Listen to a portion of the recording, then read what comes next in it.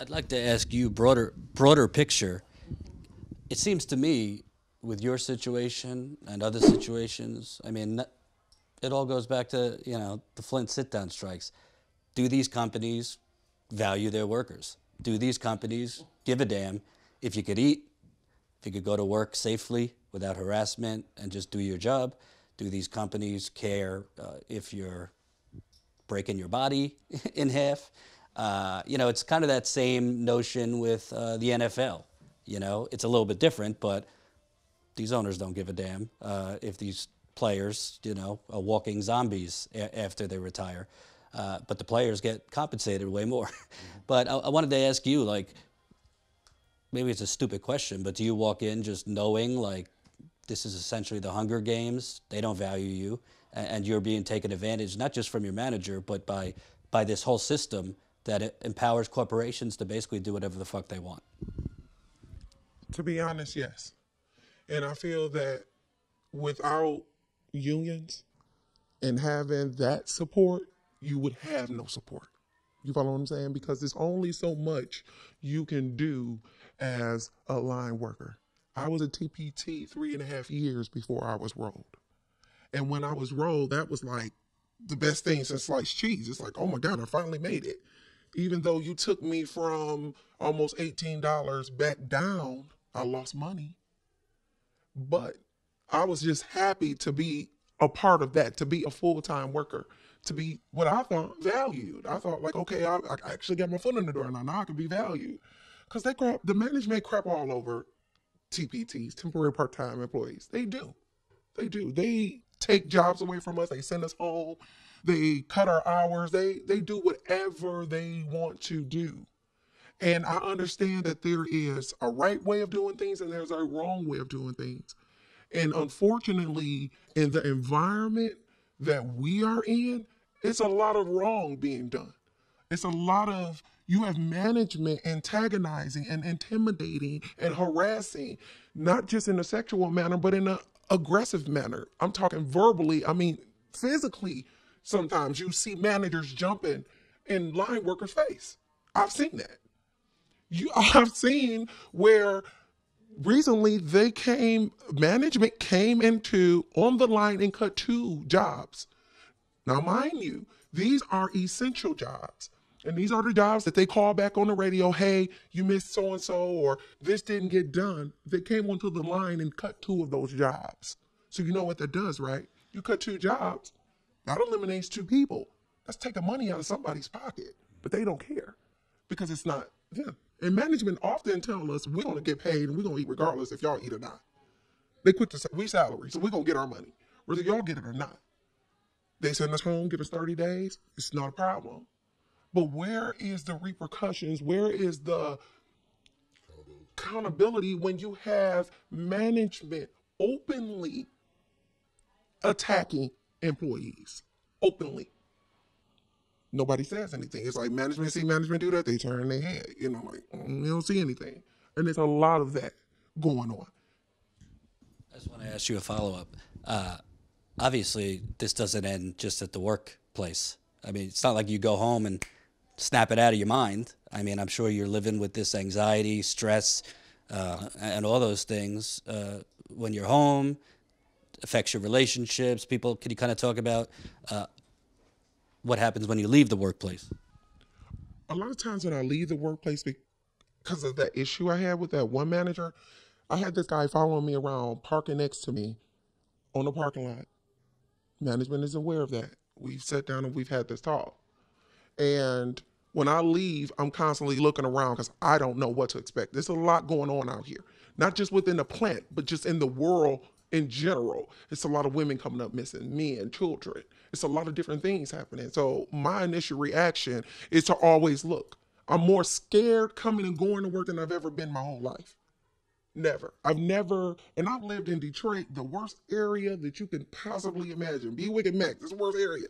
I grew up over there. You do your research over there, it's bad over there. I'm not even that scared in my own community as I am coming out here to shop, going back and forth to work. And you spoke a few questions back. You asked about, you remember a time when your body went home, you was beat up, you walk out of the plant in 30 years, you bent over, can't straighten up. Most plants, especially our plant, has made major strides in ergonomics. The jobs are not as tough as they used to be. We're in a different type of warfare now. We are in a mental warfare, as she was stating right there. We are in the attack of you are as a person, as a human. And that's something that you're never going to be able to shut off when you walk out the door. There's nothing you're never going to be able to shut off when you walk back in the door, even if the issue is resolved today. If it's not resolved in a professional, efficient, fast way, and it drags out, that's something that even when it becomes resolved, you carry it for years. And that's a mental stress.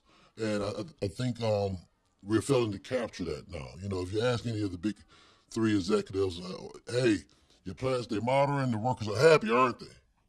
No, they're not, because the work rules, once again, the accountability on how people are treated as humans, it creates this mental stress. Just 2 days ago, they had white shirt day, and that was to demonstrate that, hey, we wear white shirts to say that even though we're blue collar workers, we are no less than you white collar workers. And the whole point and principle with that is the stress and the way people are being treated from class to class. And I think, once again, like I keep on going back to the next year's contracts, is those are the things that really need to be looked at, because mental disorders are people, they're born to it, but someone can be created through this systematic way of handling things. Right now, and this is something that I do want to touch on, at our plant, we're dealing with a whole lot of racial incidents. I've been made aware that a lot of union officials have received racial threats. And it's been investigated at different levels. For management? It's being investigated to find out exactly where they're coming from. But when we went to a right-to-work state, and then the Trump effect on top of that, it caused a lot of people who are in the shadows to start voicing how they really feel, right? And that created dissension within the workforce. So you have fractions within it. So you got the TBTs hotels, you got the seniority people, you got the traditional people, now you got the racial part, now you got the sexual part. They just hired our plant grown to 8,000 members. So that means they had to hire more management staff. And at one point, I believe the management staff they was hiring just was right off the street. They was lined up to 7 to 16 mile road. These people didn't come in with the skill set to be able to work with these folks. And that's why a lot of these problems are being created. But at the end of the day, with right to work and with the Trump effect, now you're causing divisions to break unions. And you'll find that most people spend most of their day either depressed with a pocket full of money from a good paying job, or not there because they've been suspended on minimal stuff. I want to ask you guys, bigger picture, because in GM's press release about this, it was a lot of bullshit actually, but they were talking about, well, we want to get ahead of things while the economy is, great right now. We want to get ahead of it, thinking about a recession. You also hear on CNN and these other channels, like the economy's booming right now. Trump talks about this. Well, I go to Flint a lot. I go to Detroit. I go to Cleveland. I go to Milwaukee. I go to a lot of places. What economy are they talking about? Because respectfully, Detroit, other than the 10 to 15 blocks they're gentrifying, Detroit don't look booming to me. And that this is bigger than just Fiat Chrysler or General Motors. This is basically trying to push working people out of communities. Can you kind of talk about Detroit from the lens of these layoffs, but also how desolate things are now?